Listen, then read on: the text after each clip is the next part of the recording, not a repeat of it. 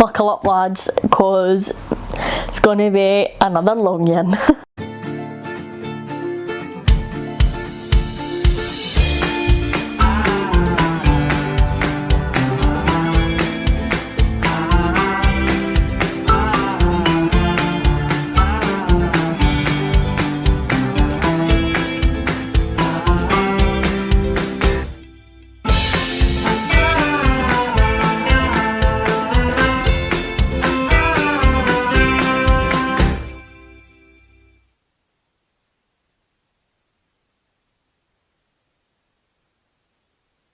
Hi and welcome back to BookTube with Simon and Amy. This is going to be my April wrap up, and it's going to be a bit of a beast.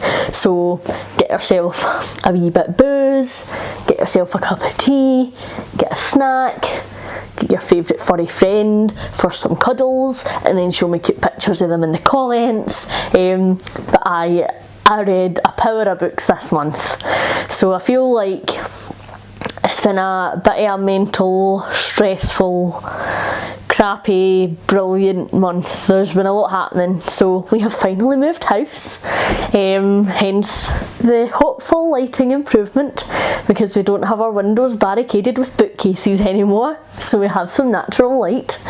So we were moving, and that was just stressful and a lot, and I feel like when I get really stressed, my reading can go two ways.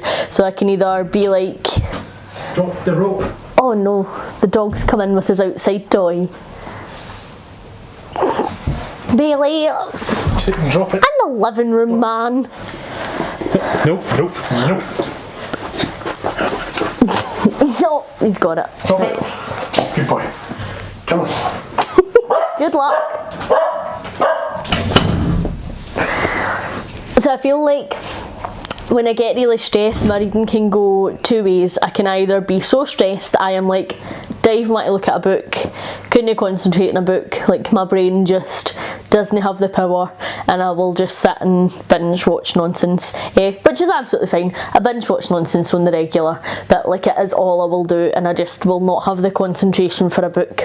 Or my brain will be like, okay, what, this is actually a banging escape, let's just read as much as possible and forget that reality exists.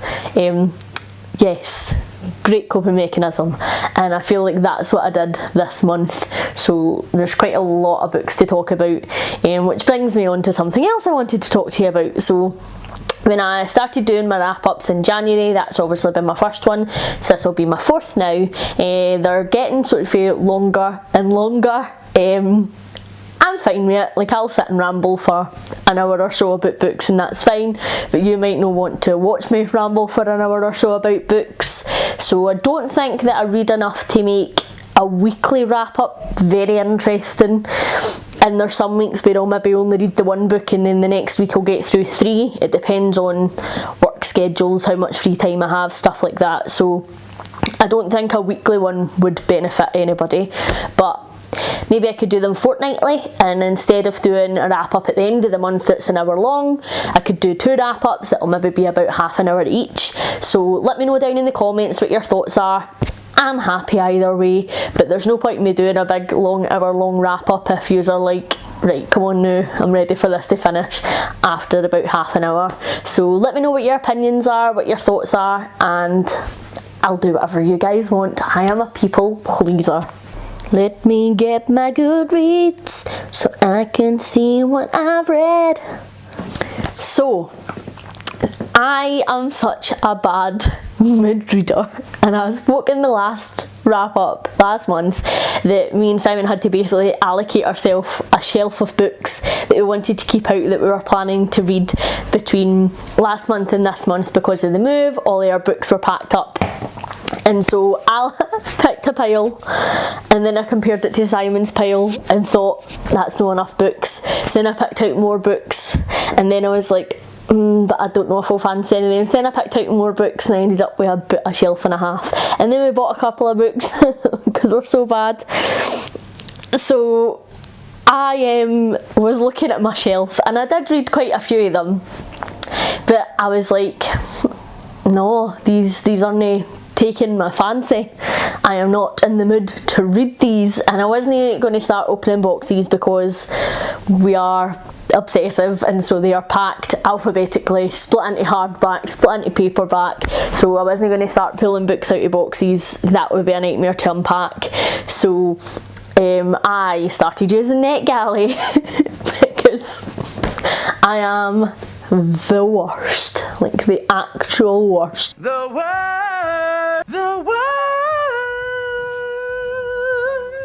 She's the worst in the world. The worst. So I started using NetGalley, and the first book that I read in April was off NetGalley. It was a graphic novel, and that's called The Vein, and that is by Elliot Rahal, Emily Pearson and Fred C. Stressing. So it is about a group of vampires who are also robbers who rob a blood bank. And it's brilliant. So the illustration in it was just fantastic. It was graphic, it was gory, it was bloody. It was phenomenal. There is just like a stream of action-packed adventure. It is right for the get-go. There is no build-up. It's just like boom, you're there, it's go day, you're right in the action. It was just fantastic. I loved it so much. The characters were great. They were sarky and sassy. There is a lesbian romance. I mean, come on. Who doesn't love lesbian vampires? And it was so heartwarming. The end actually moved me a bit, and I didn't think that I would be moved, but I was. It was just fantastic. I really enjoyed it. It was a dead quick read. I binged it over the course of an afternoon. It was just fantastic. I just couldn't get enough of it. It was brilliant. The aesthetic was very 1940s army chic. It was just brilliant. Everything about it, like, I obsess over. Horror, love it. Horror graphic novel, love it. Horror graphic novel with lesbian vampires, love it. Horror graphic novel with lesbian vampires that is also a blood bank heist, love it. Lesbian graphic horror novel that is also a blood bank heist set in the 1940s is apparently my niche. Like, that is just so far on my alley. It was just amazing. So that got a 5-star from me. I absolutely loved it. I would recommend that everybody reads it if you're into graphic novels. I just thought it was fantastic. It was funny, it was dark, it was a bit twisted at points. It was just everything that I look for in a book. It was fantastic.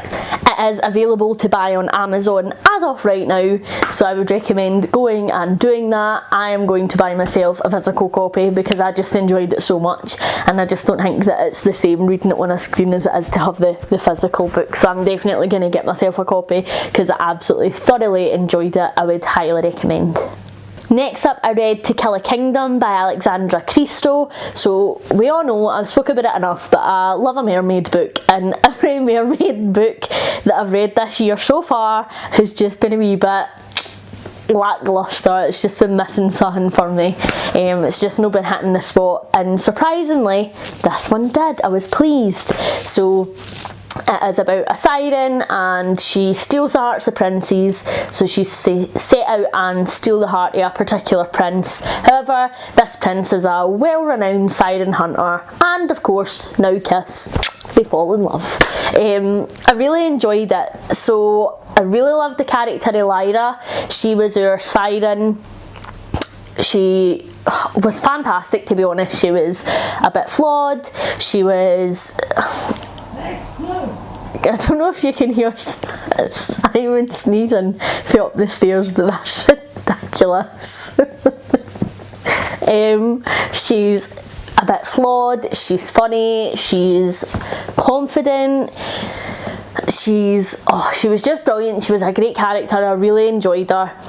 Ferocious siren. She was absolutely fantastic, and then we need to see her trying to navigate things as a human, and that was just a dead interesting character shift because all of a sudden she wasn't as confident and she wasn't as sure of herself. I really liked the relationship between Lyra and Eliane, because I feel like when it's enemies to lovers, because apparently that's what everybody's into these days, like they can see each other and it's like boom, instant love, and I hate that. I much prefer to see it build, and you really do see it build between them it's no like a straight enemies to lovers, it's a enemies who sort of see a wee bit of a comparison between each other, so can sort of empathise a wee bit to potentially maybe friends, but there's still been a wee bit of distrust there to sort of a wee bit sexual tension, and I really enjoyed it. I think that the dynamic between the two of them was really brilliant. It wasn't like one was far more involved than the other person was, like you often find in YA fantasy romance. Both of them were equally interested, but both of them were equally like, I don't know if I can trust you, and I care about myself and my journey more than I care about this relationship. So but it was just really well done. I enjoyed it. I felt like the world was really well built. I felt like you learned a lot about the world undersea as well as Eliane's world above ground. Above ground, not above sea. On shore, right? In a gaff in a castle, like, oh, I can't talk. But yeah, I felt like the world was really well built. I felt like you learned a lot about both Lyra's world and Eliane's world. There was interesting sort of sub-characters who enhanced their dynamic a wee bit as well. There was two people on Eliane's boat. One who really hated Lyra, one who really liked her, so it was interesting to see them sort of sway Eliane when he took their opinions on board and how he was feeling about them, and it was really good to see Eliane's character development. The only thing with Eliane is I feel like he wasn't as developed a character as Lyra and even some of the side characters were. I felt like when it was his chapters I was more focusing on the world and I was getting more out of the side characters than I really was getting out of him. I felt like I never really connected with him as a character, so I didn't get fully on board with the book. However, I did still really enjoy it, and it's April and it was my first mermaid book that I actually enjoyed, so I was buzzing. I rated To Kill a Kingdom 3 stars. It was bang in the middle. It was the first mermaid book that I had enjoyed, so I rated it higher than some of the other ones that I had rated. However, again, there was just that wee bit of a disconnect between me and one of the main characters, so it wasn't fantastic, but I did really enjoy the world. I think that if the author was to have fleshed out the characters a wee bit more, I would have enjoyed it probably a wee bit more than I did. Next up I read Hidden Bodies by Carolyn Kepnes. So this is the sequel to You, and me and Simon actually read this together, so I have a video either up or will be up after this, and you can really see our thoughts on that. It was a bit middle of the road for me. I know I don't often pick up a crime thriller book, but I really enjoyed You. We read it when we were on holiday last year. We both flew through it within a couple of days, devoured it, and then I had already watched the TV show, and then I read the book and thought, oh god, the TV show was a bit rubbish, so I didn't watch the second series on Netflix because I was obviously waiting until I had read the second book. However, the second book just didn't really live up to expectations. I felt like it missed the mark in certain areas compared to You, which I really enjoyed, and I think I enjoyed You so much because you get so much of it from Joe's perspective that you're almost in his head and you start to think like him and you see his thoughts and his feelings towards all these characters and these situations, where I felt like you lost a lot of that in Hidden Bodies. I felt like the writing style shifted and it was almost like the first wee bit of the book was definitely you were in Joe's head, you were getting his thoughts and feelings, and then probably the last half of the book it was more like a third person and you were just seeing these events happening to Joe as opposed to being Joe while they're happening. So I felt like that was really disappointing. It was a bit of a letdown for me. There is a third one and obviously we're going to need to read it. We weren't sure when we filmed the last video whether or not there was a third one, and then I think I had marked it as read on my Goodreads and I had rated it, and then it had shown that there was a third one coming, so I was like, oh god. So we're going to need to read it to see how we feel about that. Hopefully it gets a decent ending, but the third one for me was a 3. There was bits of it that I still really enjoyed and I had fun with, and we did binge it within a couple of days, so I obviously enjoyed reading it. So I marked it a 3 for me. It was lacking quite a lot while of the first one, but it was middle of the road. I feel like when it comes to rating thriller and crime as well, see, because I didn't read a lot of it, like it's quite hard for me to gauge because I don't have as much of a reference as I do when it comes to fantasy or horror, because it can be like, oh, this is similar to that and I love that, therefore it's a X, and I feel like I can't do that. So it's a 3. It's a 3. It sounded like I totally hated it, and so then to put this as a 3 compared to Kill a Kingdom that I just gave a 3 that I really enjoyed might seem a bit weird, but I did really enjoy some parts that he had in Bodies, and I really enjoyed getting to experience things as Joe experienced them again for the first half of the book. It was just the ending that I felt was a bit lacking for me, but again, I'm going to continue, so obviously didn't completely hate it. Next up was another 2 NetGalley books. So one of them is a kids book, so I'll only talk about it very, very briefly. But it's called Once Upon a Mermaid's Tale by Beatrice Blue. So it came up as suggested for me on NetGalley, because obviously mermaids. So I decided to request it and I got approved for it, and it was really, really cute. It's basically the story of a wee boy, and he's fishing and playing in the sea, and he finds this wee mermaid, and so he takes her out of the sea and tries to keep her as a pet. She starts getting really, really poorly, so he takes her back to the water, and he realises that having taken her out of the ecosystem really changed the dynamic in the sea, and then when he puts her back it's all restored, blah blah blah. So the illustration in it was really, really cute. And I really liked the message on it as well about conserving our animals and leaving them in their natural habitats. I thought that that was really good for kids. I really liked the fact that it was a mermaid book, but the main character was a wee boy, because I feel like mermaids are quite stereotypically aimed at girls, so I liked that the main character in this was a boy, so boys would maybe pick it up as well, because it wasn't like your shiny, glittery princess mermaid type of book. The colours in it were beautiful, the animals in it were absolutely adorable. Again, it took me maybe about 20 minutes or something to read it. It was really, really enjoyable, but I just thought it looked so cute, and it was a mermaid, so I obviously had to pick it up, so I gave that a 4 star. So if anybody watching has kids and you're looking for a cute wee mermaid story, I'd recommend that one. I thought it was absolutely adorable, and like I say, the pictures are really fun, and they're really, really adorable as well, so check that one out. And then I read In the Ravenous Stark by A.M. Strickland, and this was also a NetGalley one, and oh my god, did I have fun reading this book. So it blew my mind. I'm still so excited about it. And I actually can't wait to get a physical copy of it. I've got it pre-ordered on Amazon because it was just like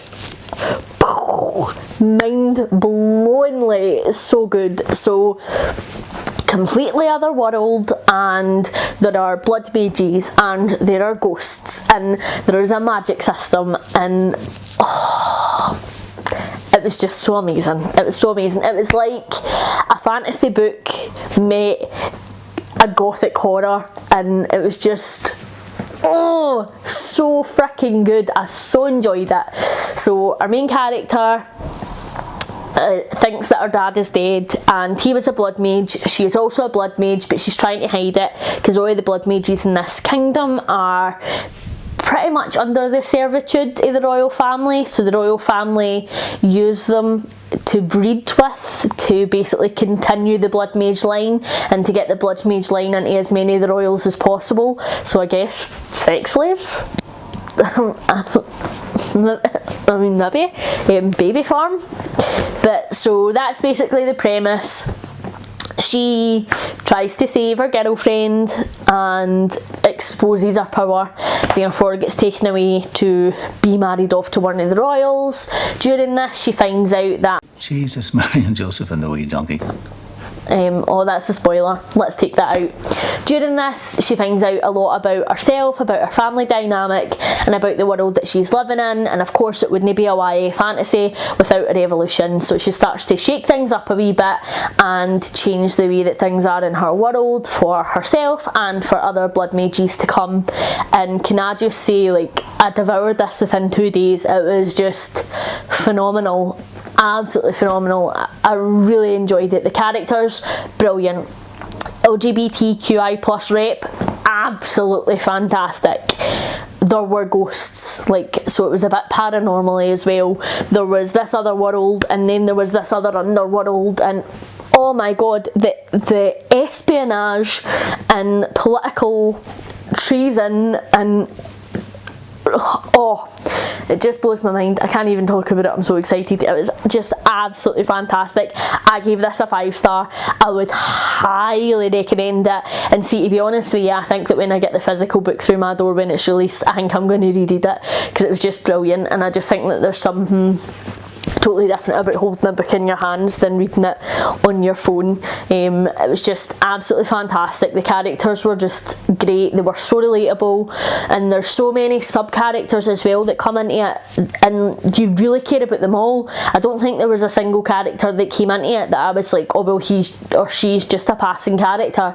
Like, I'm not really fussed about them. Like, I was actually genuinely interested in them all, and was like, oh, come here, tell me more about this person, and oh, I wonder what that person's backstory was, because they were just written so brilliantly. They were all absolutely full characters within themselves that I actually wanted to go and explore some of their journeys, and it's really good because with most of the characters you get to, obviously there are some characters that you don't, because that wouldn't be possible.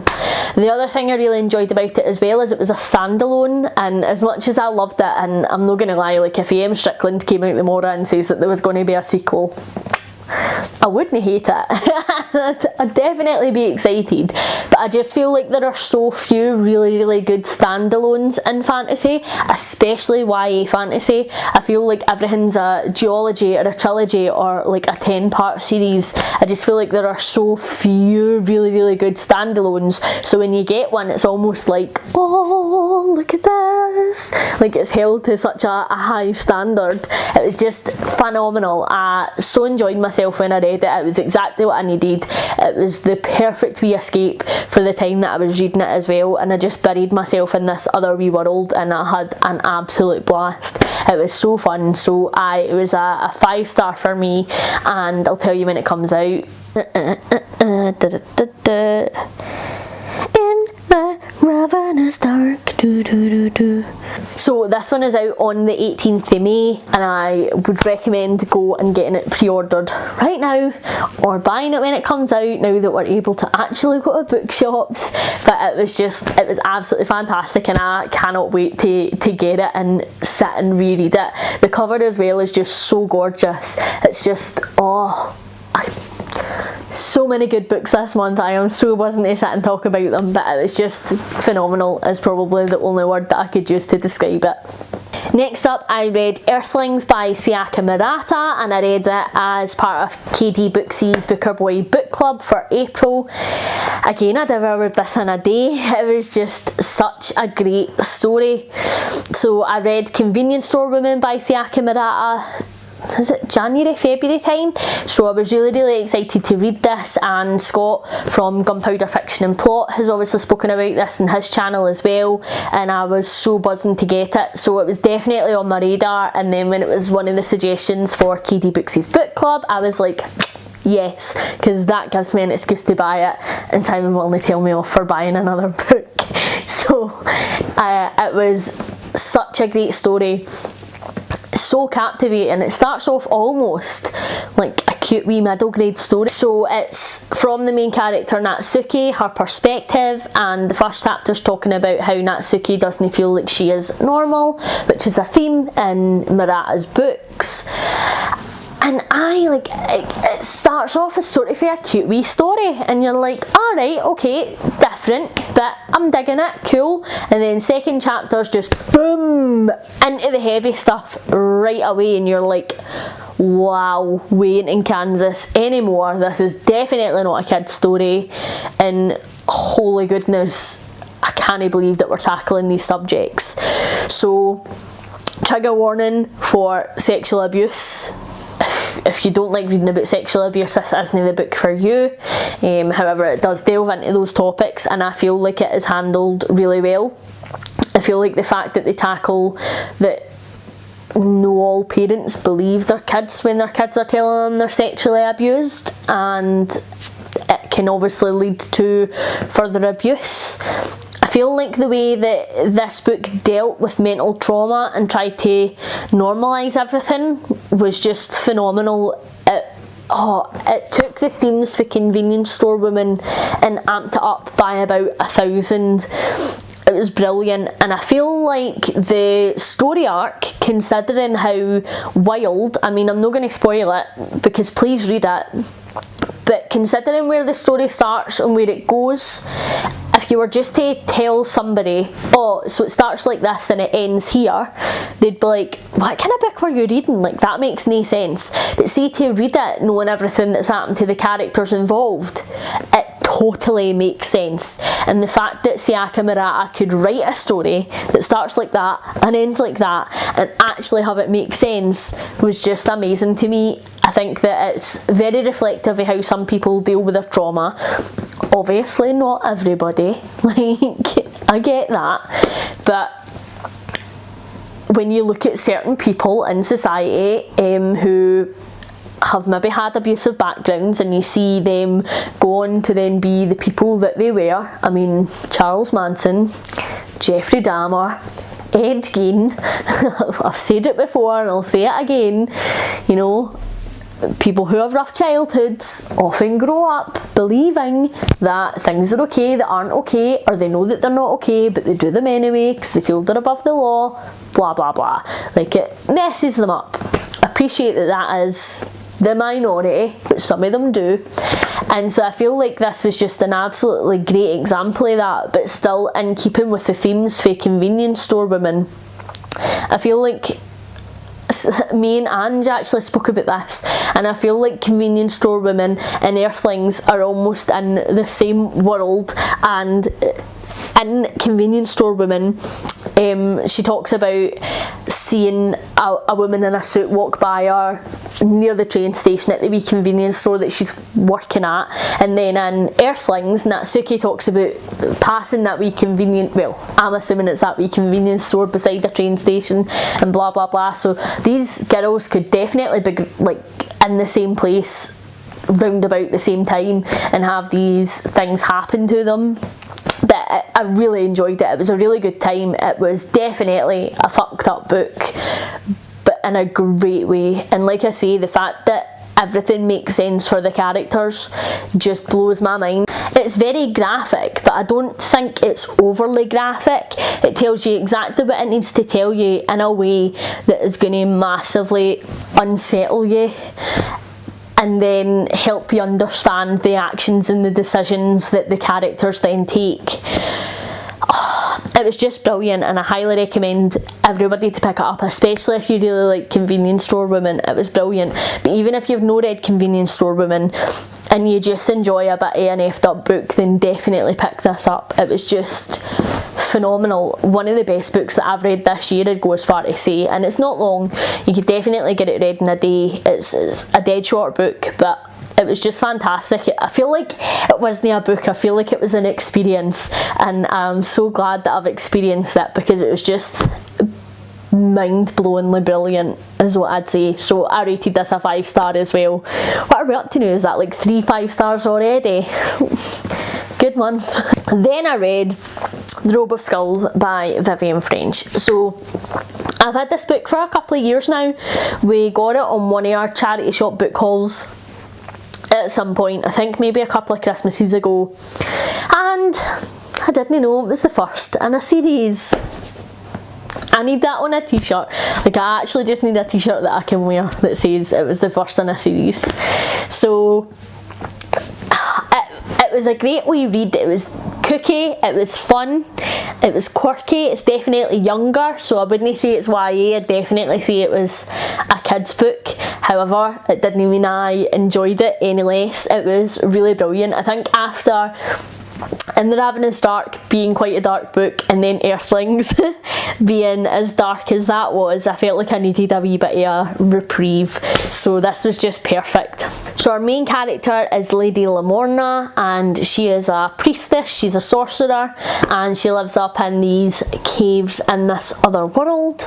She decides that she wants a new robe, and she wants the robe to be made of skulls.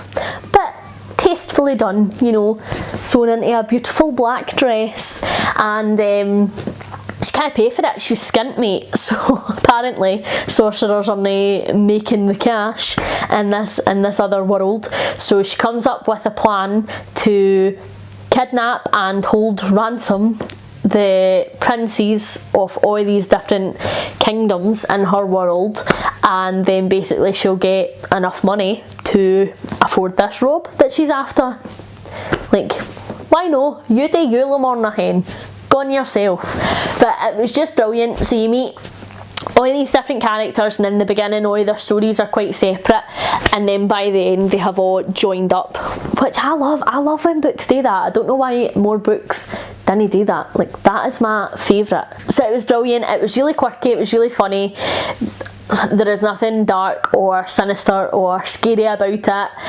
Definitely on the younger side of things, but it was a giggle, and I listened to the audiobook in this as well, and the guy who did the audiobook, like, his voices were next level. There was this voice, and I think it was for Lady Lamorna, it was. And when he was talking as Lady Lamorna, it almost sounded a bit like Dumbledore, and it really threw me off. So it was really funny to listen to, but it was just a fantastic wee read. I rated it a 4-star, and I don't know if I'll continue with the rest of the series, just because it's so rare that I really go for a book like that. Like I say, I've had it for a couple of years now, obviously haven't read it yet, so it's no often that I'll need a book like that. And usually if I need a wee bit of a comic reprieve, then I'll pick up an autobiography by a comic, or I'll pick up short stories by Limmy or Chris McQueer or something along those lines. It's so rare that I will gravitate for a book like this, so I don't know if I'd buy the rest in the series. Maybe I'd wait until I was in that mood again and then get the second one and continue it. But I think it's an 8-part series, and if you've kids, I'd definitely recommend it, because there is no content in it that you really need to have a warning for. It's just a really good time. I had a lot of fun with it, so I gave it a 4-star. And like I say, I'm not sure if it's something that I'll continue with, just because it is quite niche for my tastes, but it didn't mean that I didn't enjoy it.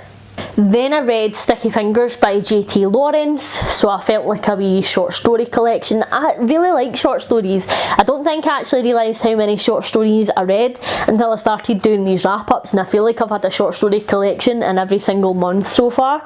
Because I work in retail, Christmas is always hectic, and I feel when it gets to sort of November time, I never really concentrate on a novel, so I feel like I always bulk buy some short story collections to keep for November, December, because I feel like if it's a short story then I can dip in and out whenever I've got the concentration for it, as opposed to a novel where I need to sit and properly be invested. And I feel like that was the only time I ever really read them, but that is so no the case. I feel like I do read a short story collection every month or so, and that's something that I didn't realise about myself, so that's been a wee learning for me, which has been cool. But yes, so Sticky Fingers by J.T. Lawrence. It came up as a suggestion for me on Amazon a wee while ago, because I read a lot of messed up books, and I had been looking through, in fact it wasn't on Amazon at all, that's a total lie. I had read a blog that somebody had done, and it was for fans of Chuck Palahniuk, so it was a if you like Chuck Palahniuk, give this a go type of blog, and I think I added a couple of them to my wish list, and Sticky Fingers was one of them, and then Simon got me it as part of my Christmas. So I was going into it expecting that level of messed upness. Chuck Palahniuk set the bar, and I was bitterly disappointed. So the tagline for it, and what really sold me, was there's a story about a reverse gold digger, there's a story about a daughter writing letters to her dad, not all is as it seems, and there's a story about a baby who is trying to commit suicide. And I thought, that's interesting, so we'll get it and we'll give it a go. And I did not like a single story in the collection, and I kept feeling like maybe if I just keep reading, the next one will be better. Maybe if I just keep reading, the next one will be better. And I did that until the end of the book, and it never got any better. So the characters in our short stories, I didn't connect to a single character.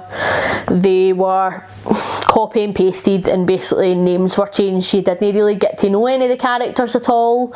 You didn't really get to see their thoughts and their feelings. It was very a third person looking in, and I really need that perspective. Like, that is why I read. That was disappointing, and I just actually felt like the premise of a lot of the stories didn't have enough time to be fleshed out either. And I mean, I read Limmy's short stories last month, and there are some of his short stories that are literally a page, and I got on board with these characters and these stories, and she was maybe taking, you know, 30 or 40 pages for a short story, and it was mince. And I just think that if Limmy can create a character that you can connect to in an instant, a character that could walk down your street, people that you've known, how can she flesh out a character in 30 or 40 pages? And I know that it's different because she was trying to create, you know, a really dark, twisted story, and Limmy was just having a laugh.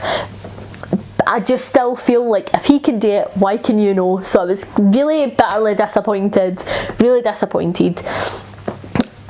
Apparently there are like 8 in this series now. She's released a collection, because I was looking for the audiobook for it to listen to while I was packing up some of the house, and I couldn't find it, but I did find number 5, so I started looking into it, and apparently she's just released quite a lot of these.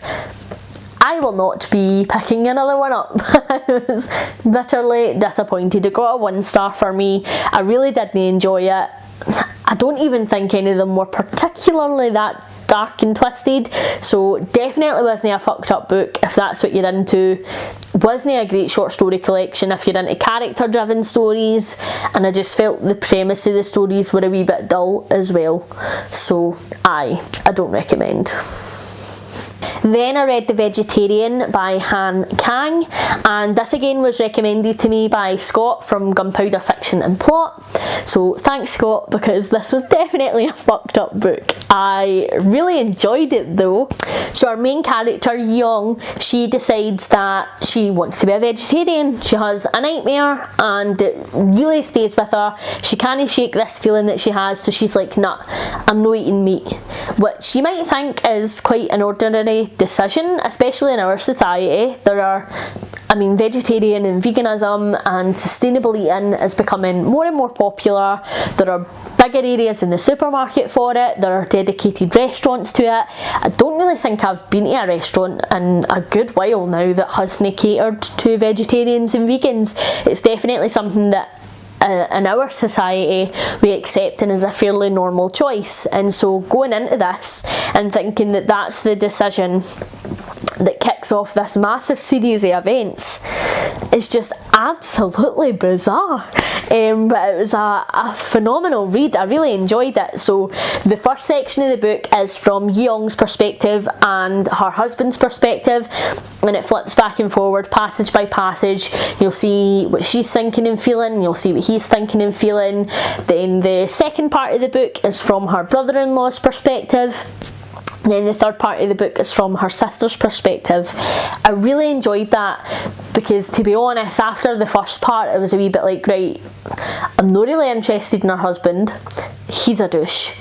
And I think that if it's going to be from Yeong's perspective, then that's great, but I'd need something a wee bit more, because she basically just has a bit of a mental breakdown. And as interesting as that is to read about, and as much as I enjoy a bit of an unreliable narrator, I thought if the rest of the book is going to be from her perspective, it's not going to be enough to hold me, I don't think. As much as I wanted her to be in it, I wanted to hear about the other people around her, so I was so glad that I did.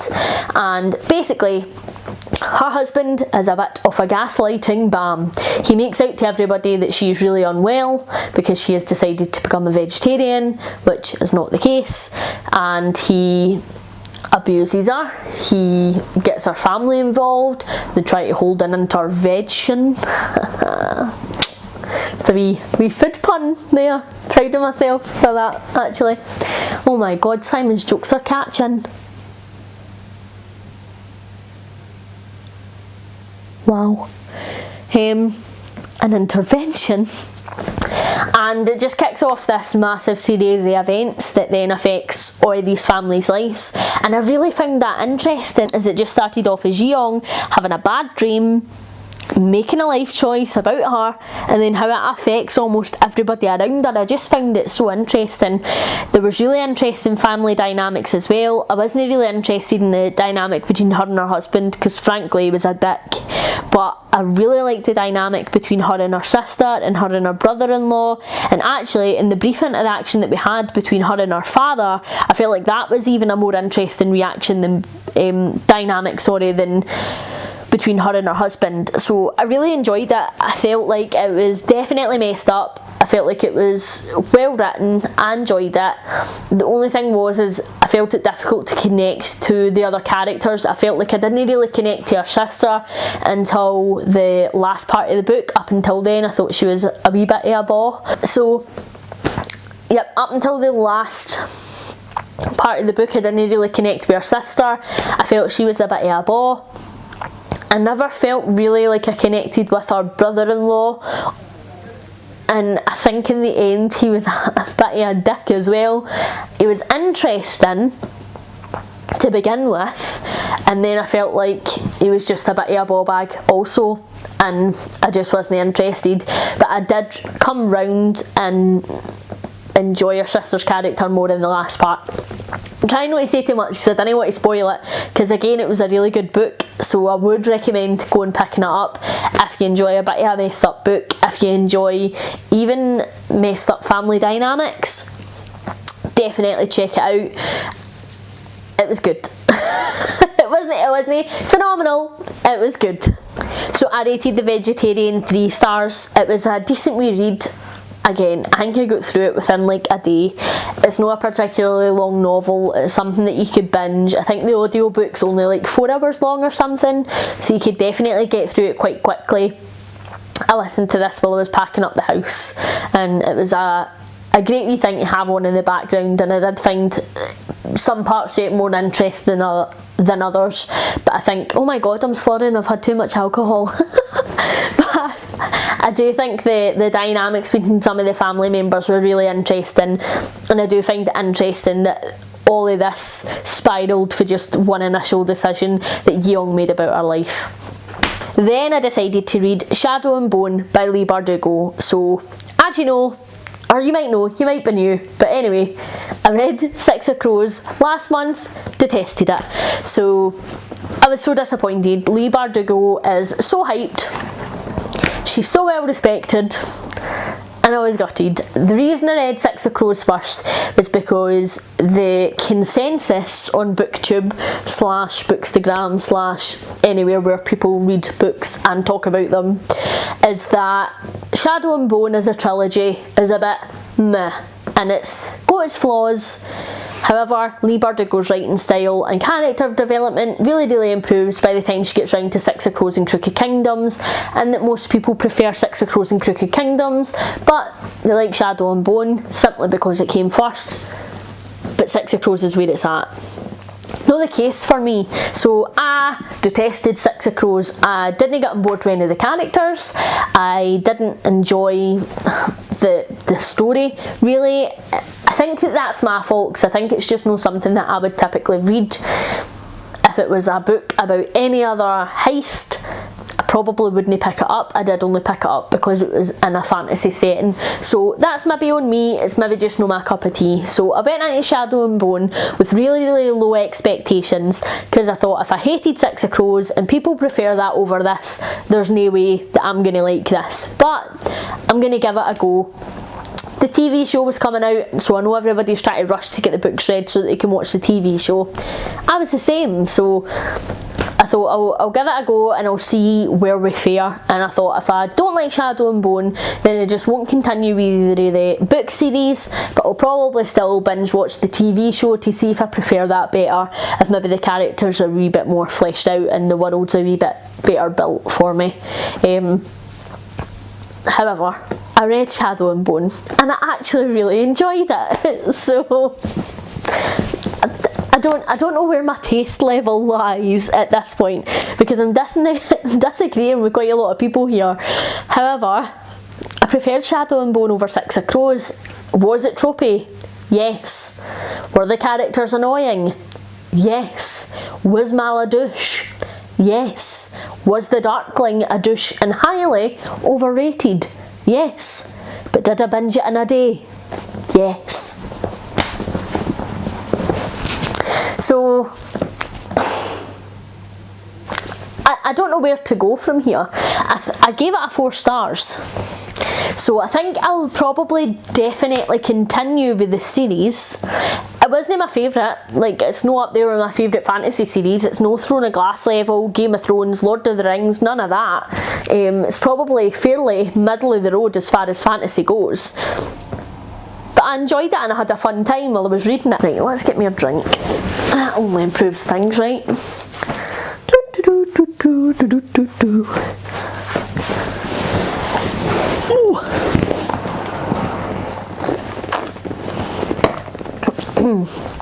So yes, it wasn't original. Your typical female, I'm no like the other girls protagonist, definitely there. Your sort of a dickhead, alpha male type romantic interests were definitely there. But you know what?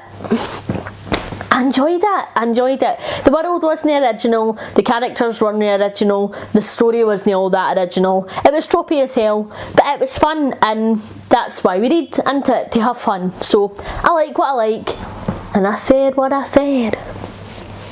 Just channeling a wee bit of man there, you know.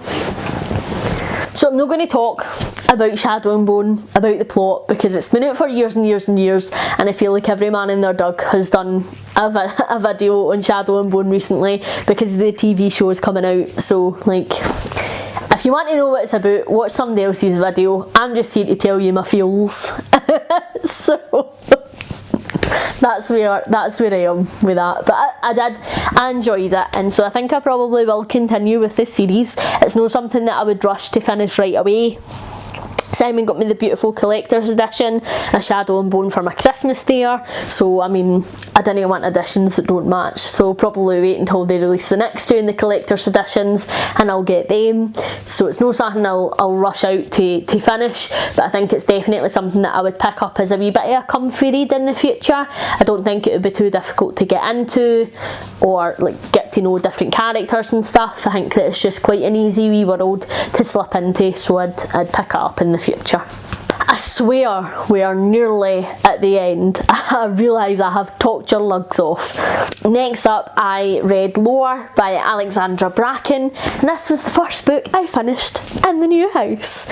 So I have been blitzing through audiobooks. I think that's why I've read so much this month, because I was listening to audiobooks while I was packing, and then now that we're in the new house, I've been doing the decorating, and so I've just been having them on while I've been painting and stuff. So Lore by Alexandra Bracken was another phenomenal book. Absolutely phenomenal. So I got this in a Fairy Loot box. I don't remember what month because I'm a terrible booktuber, but I got it in Fairy Loot and it just looked right up my street. Bit Greek mythology, bit YA fantasy, perfect wee merge for me. So I had been excited about it, and then I was like, right, no, let's listen to this. I felt like a bit of a chonky book, because I feel like I had been flying through so many. I wanted a book that would last me a couple of days while I was decorating. So I popped this on, and oh my goodness, was it a ride. I was emotional reading this. I mean, I feel like it takes quite a lot to make me emotional on a book, to be honest. But, well, when it comes to YA fantasy, I feel like I've only graded a couple of fantasy books. Anything else and I'm a blubbering mess. If you show me a cute picture of your dog, chances are I'm going to greet about it. Like, it's just the type of person I am. But when it comes to real people, well, in fact, books aren't real people, fictional people, I feel like it takes a wee bit to get me emotional. And I felt emotional over this book. I connected to all the characters so well. They were fantastic. They were really well written. And it was like they had put this wee pocket of fantasy world into New York, which was just brilliant. I so want to go to New York. So New York's already a wee bit magically feeling for me. So the fact that they just went bloop and put like a wee bit Greek mythology and a wee magicalness in New York, I was like sold. Aye, nah, done. Absolutely brilliant. So there wasn't a huge amount of world building needed because it was in New York, so the world is built, but the fantasy aspects that they had put into it were just expertly done, and they just fitted seamlessly with a modern day setting. There was no like, oh well, if that happened and that happened in Greek mythology, how is this happening in modern day? Everything was so well explained. There were no questions left unanswered. The twists and turns in this book, you just didn't see coming. Oh, I get why people like twists and turns in thrillers now, because this book was twisty turny and I really, really enjoyed it. There was a wee bit spyiness happening, there was a wee bit lying, a wee bit secretive. It was just so good, so good. Again, I'm not going to say too much about it because I didn't want to spoil it for anybody, but it was just phenomenal. The romances, great. I shipped everybody who got together in the end. The friendships, next level. I feel like in a book I almost ship the friendships more than I ship the relationships. Like, that just makes me so happy when people are just pals and they love each other and they support each other, and it's so good and so wholesome, and I adore it. So it was just brilliant. It was an honestly perfect book. Again, one of the best books I've read so far this year. April was a stonkery a month, and this got a 5-star for me. It was just so phenomenal. Absolutely fantastic. So anybody who has it, who got the fairy loot and it's sitting on your shelf and you've not read it yet, pick it the feck up, because you're missing out. And anybody who doesn't have it, get it bought, especially if you like fantasy. If you like Greek mythology, get it read, because it was just double chef's kiss. So good, man.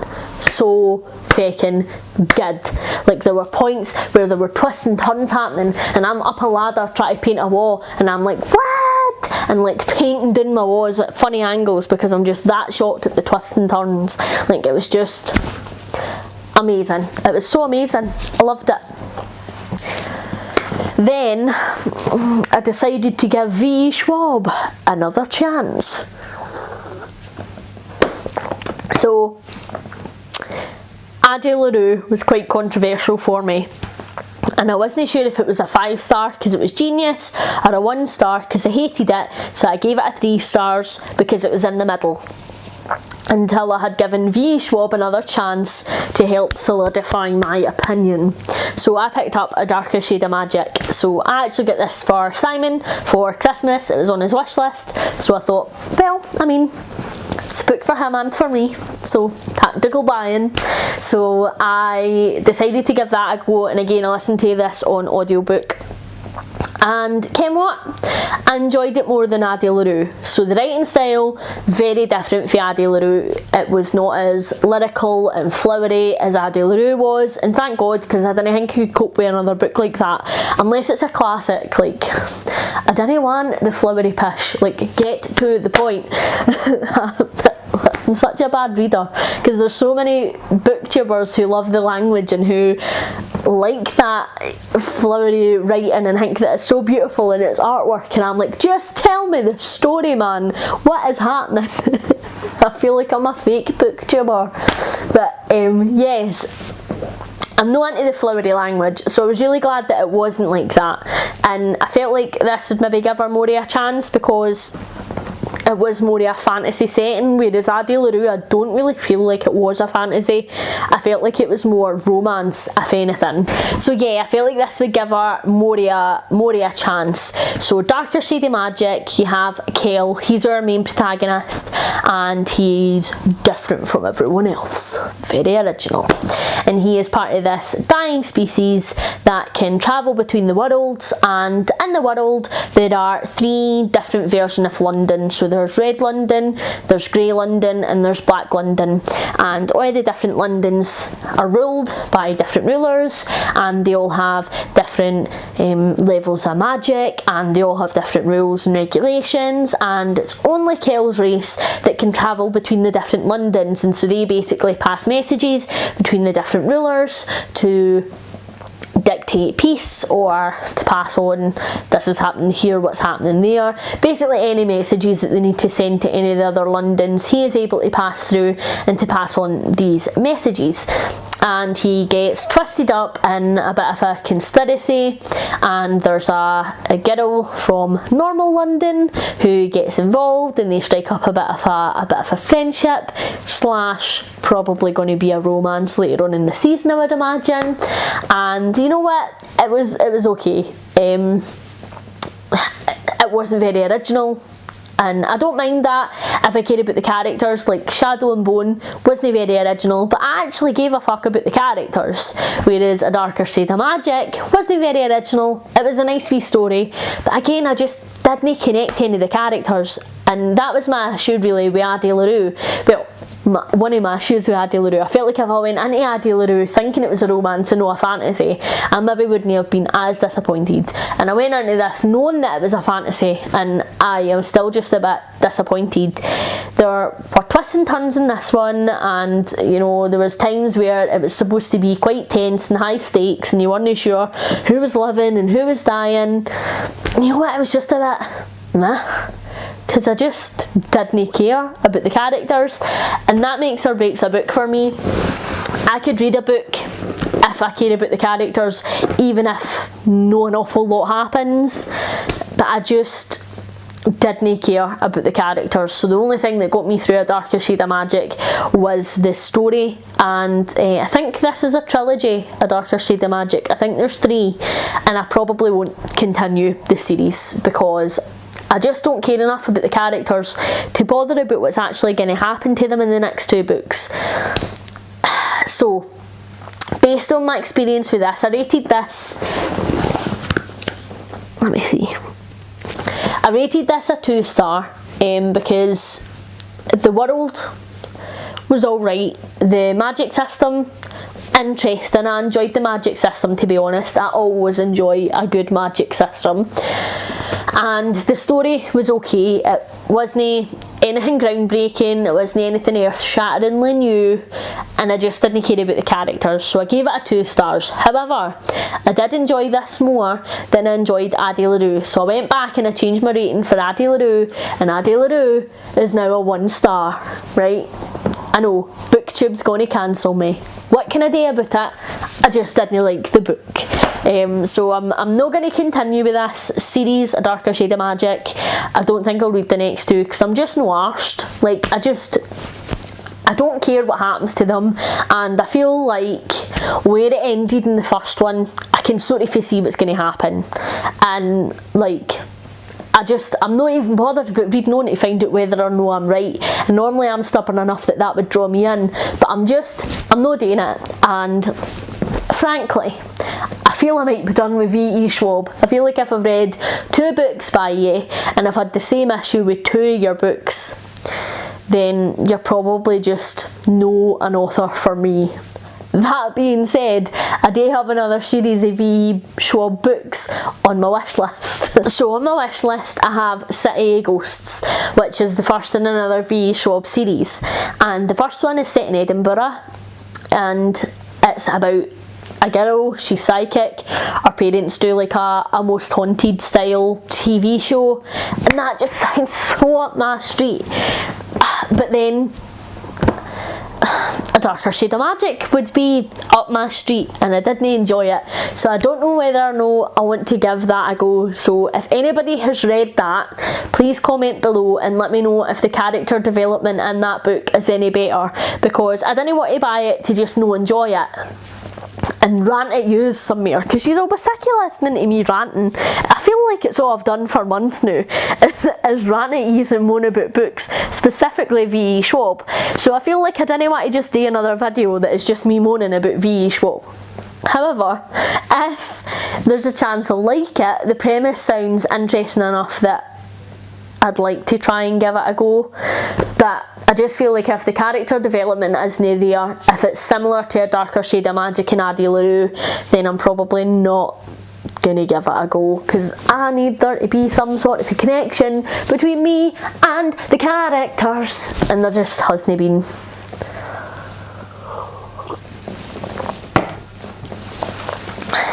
So that has been me. That is my month of April. I feel feel like it was actually a really, really good reading month. I had a couple of disappointments. I know I was disappointed by Sticky Fingers, and I know I was disappointed by A Darker Shade of Magic. However, I was expecting to also be disappointed by Shadow and Bone, and I wasn't. I actually really enjoyed it. And I had like, what, 4 or 5 stars this month, which is decent. So I'll take a couple of books disappointing me to get 4 or 5 stars. And I feel like I had a really good month of reading mixed books, because the thing with me is I have such a bingey personality that I feel like if I'm really enjoying a genre, then I will just specifically read that genre. I feel like I go through phases, and sort of for this time of the year is my YA fantasy phase, and then when it hits autumn I start to get like a wee bit horror fucked up booky type of phase, and then that continues through to October when it's Halloween, and then I am like horror all the way, and then it hits Christmas and I'm like short stories, and then it goes back to YA fantasy for most of the year. And I actually feel like switching up what I read this month really helped. I made a wee bit of a conscious decision this month, because I am such a mood reader.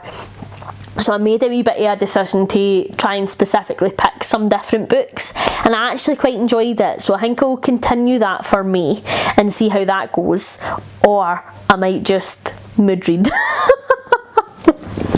I guess it'll depend on what mood I'm in for mood reading. However, I did have a really good April, so I am hoping for a really good May, and we're already off to quite a good start, so I'm pleased. But let me know what you think down below about all the books that I've read. Let me know what your opinions are, and please, if anybody has read City of Ghosts, talk to me about it down below. Let me know if it's worth the risk or not, and let me know what your thoughts are on not doing 8-hour long videos rambling about books. Let me know if you prefer it into 2 videos, and I can accommodate. See you later. God, I ramble pish.